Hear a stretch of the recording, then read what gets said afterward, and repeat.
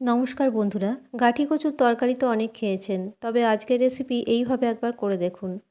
দারুণ স্বাদের সম্পূর্ণ নিরামিষ গাঁঠি কচুর তরকারি। এখানে নিয়েছি 250 গ্রাম গাঁঠি কচু আর আলু নিয়েছি 5 থেকে 6টা মিডিয়াম সাইজের আলু। আলু আর গাঁঠি কচু খোসা ছাড়িয়ে ভালো করে ধুয়ে প্রেসার কুকারে 3টে সিটি দিয়ে নিয়েছি। এবার একটা কড়াইয়ের মধ্যে তেল গরম করে এর মধ্যে দিয়ে দিলাম হাফ চামচ গোটা জিরে ফোড়ন। এখানে হাফ চামচ গোটা জিরে, হাফ চামচ গোটা ধনে, কয়েকটা কাঁচা লঙ্কা আর 1 ইঞ্চির মতো আদা পেস্ট করে নিয়েছি। এই পেস্টটা ফোড়নটা যখন হয়ে যাবে তখন এর মধ্যে দিয়ে দিচ্ছি। এবার খুব ভালো করে এটা নেড়েচেড়ে নিতে হবে প্রায় 1 মিনিটের মতো। গ্যাসের ফ্লেম মিডিয়ামে রেখে এই মশলার পেস্ট খুব ভালো মতো নেড়েচেড়ে নিতে হবে।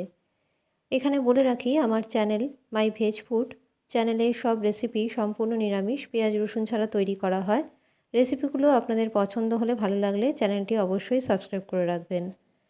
এবার খুব ভালো মতো কষানো হয়ে গেছে মশলাটা।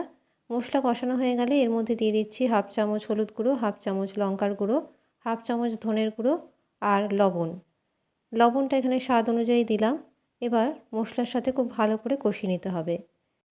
এই সময় গ্যাসের ফ্লেম লো টু মিডিয়ামে করে দিয়েছি যাতে মশলা পুড়ে না যায়।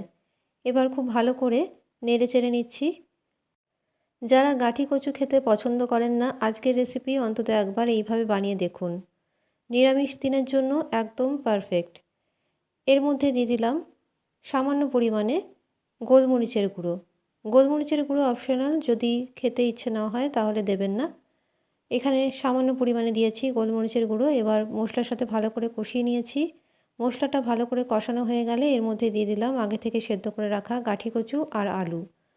আর গাঁঠি কচু আলু খুব ভালো মতো সেদ্ধ করার পরই এর মধ্যে দিয়েছি, যাতে এই তরকারি তৈরি করতে খুব বেশি সময় না লাগে। এবার খুব ভালো করে নেড়েচেড়ে নিতে হবে। মশলার সাথে আলু আর গাঁঠি কচু খুব ভালো করে নেড়েচেড়ে কষিয়ে নিতে হবে। যত বেশি কষানো হবে এর স্বাদ কিন্তু ততই বাড়বে। আর লক্ষ্য রাখতে হবে যেন পুড়ে না যায়, সেই কারণে গ্যাসের ফ্লেম লো টু মিডিয়ামে করে আমি ভালো করে আলু আর গাঁঠি কচু কষিয়ে নিয়েছি। দেখুন খুব ভালো করে কষানো হয়ে গেছে। কষানো হয়ে যাওয়ার পরে এর মধ্যে দিয়ে দিচ্ছি উষ্ণ জল। জল দিয়ে ভালো করে নেড়েচেড়ে নিতে হবে। যেহেতু সেদ্ধ করাই আছে আলু আর গাঁঠি কচু, সেই কারণে বেশি জল আমি দিইনি, সামান্য পরিমাণে জল ব্যবহার করেছি। এবার জল দিয়ে ভালো করে নেড়ে একটা ঢাকা দিয়ে ঢেকে রাখবো প্রায় 5 থেকে 10 মিনিটের মতো। 5 থেকে 10 মিনিট হওয়ার পরে ঢাকাটা সরালাম।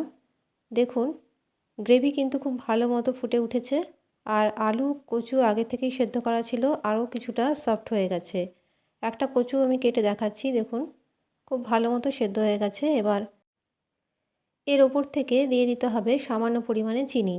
যেহেতু নিরামিষ রেসিপি তাই সামান্য পরিমাণে চিনি আমি অ্যাড করেছি। আপনারা আপনাদের স্বাদ অনুযায়ী চিনিটা ব্যবহার করবেন। চিনি দিয়ে ভালো করে নেড়েচেড়ে নিতে হবে।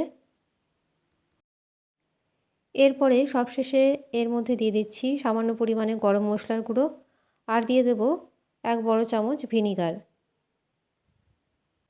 আজকে আমার চ্যানেলটি যারা দেখছেন, যে সকল নতুন বন্ধুরা, তাদের উদ্দেশ্যে জানাই চ্যানেলটি সাবস্ক্রাইব করে রাখবেন। গরম মশলার গুঁড়ো আর ভিনিগার দিয়ে ভালো করে নেড়েচেড়ে নিয়েছি। এবার 2 মিনিট রেখে অন্য একটা সার্ভিং বলে এটা সার্ভ করে দেখাচ্ছি। তৈরি হয়ে গেল দারুণ স্বাদের সম্পূর্ণ নিরামিষ গাঁঠি কচুর তরকারি। আজকের রেসিপি অবশ্যই একবার বাড়িতে বানিয়ে দেখুন। ভালো লাগলে লাইক করবেন। ভালো থাকবেন, সুস্থ থাকবেন। নমস্কার।